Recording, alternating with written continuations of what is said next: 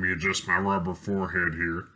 The game I'm talking about, of course, as you might guess from my attire and my reference to a rubber forehead, is Star Trek for the NES.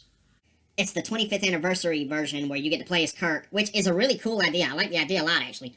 But, unfortunately,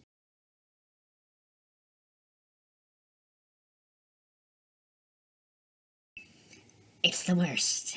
And wow, it's bad. It's so bad. So utterly just whoa.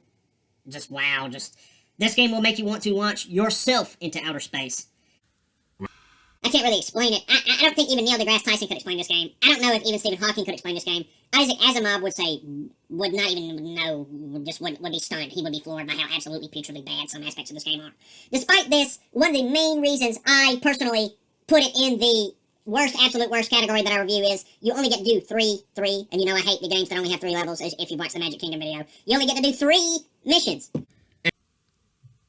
When flashing controls, there were some aspects of the controls I really didn't like, such as the way you'd shoot at something and just a very slight hitbox collision error would result where you just didn't hit anything.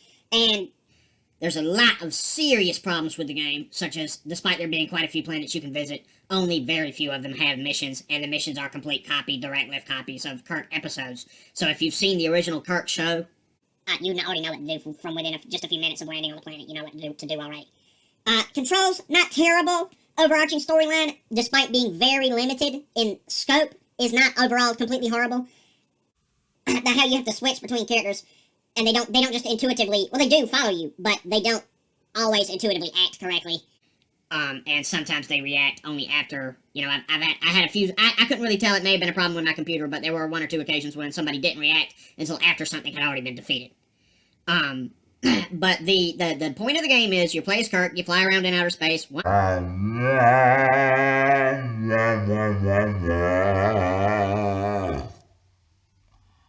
it's that time period. It's the time when they had spaceships attached to fishing poles.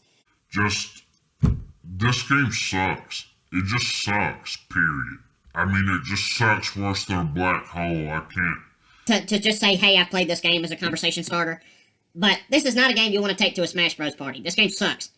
This game is utter putrid garbage that I wanted to hit it with photon torpedoes. I wanted to say, launch photon torpedoes.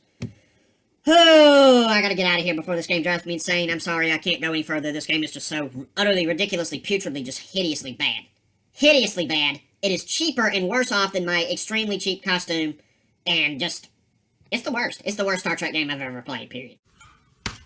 Beam me up, Scotty. I mean, yeah, and space combat, forget it. I didn't play the game long enough, really. I beat the game. I beat all 3 of the levels in the game. But, I think that you only get to do space combat if you make a mistake by going to red alert at certain times. I'm not 100% on that. None of my actions resulted in space combat. It's not clear to me whether the game has space combat or not. So, I'm kind of iffy on giving the controls really a real rating, even though I said earlier that they get at least 1 flash for some errors that resulted. But overall, if you're a Trekkie fan, it's a great game. And they're direct rip-off copies of episodes that, personally, I've seen. So I already knew what to do. I wasn't expecting it to be just shit.